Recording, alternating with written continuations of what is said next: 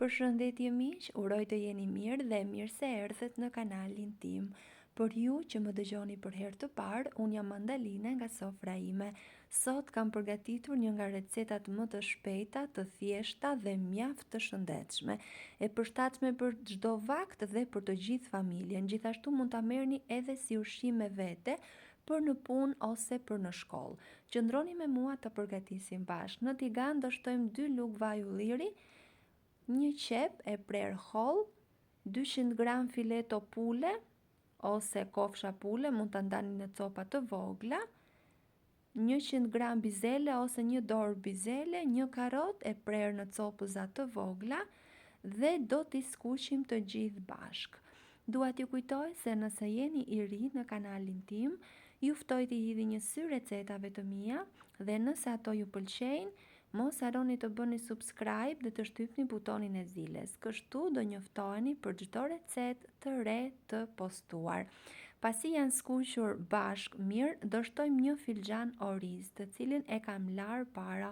Unë gjithmonë e laj orizin, edhe në paketimet që thuhet nuk është nevoja të lahet, unë gjithmonë e laj pasi askush nuk e di se si është i gjithë procesi i paketimit. Prandaj për të qenë më e sigurt gjithmonë e laj. Po ju a e lani orizin?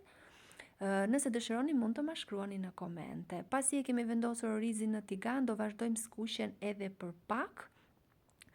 Kjo është sipas dëshirës, por merr shije akoma dhe më të mirë. Kam shtuar një lugë gjelle erza perimesh, ku përmbajnë edhe krip, në mungesë të saj mund të shtoni një lugë krip. Kam shtuar edhe 2 filxhan ujë në bazë të masës së orizit. Orizi që unë kam përdorur e kërkon raportin 1:2. Vendosim ujin, e përziejmë shumë mirë, i vendosim kapakun dhe e lëm të ziejë. Dua t'ju kujtoj se është kënaqësi për mua gjithmonë të mësoj se nga cili vend i Shqipërisë apo i botës më ndiqni. Nëse keni dëshirë mund të ma shkruani në koment. Shikoni pak se sa i mirë që është bërë. Është shumë i shëndetshëm dhe plot shije. Mund të them me plot gojë që është edhe bukë edhe gjellë. Po ju a e keni provuar ta gatuani ndonjëherë? Si ju duket kjo recetë? Nëse ju pëlqen, pres përgjigjen tuaj në koment. Faleminderit!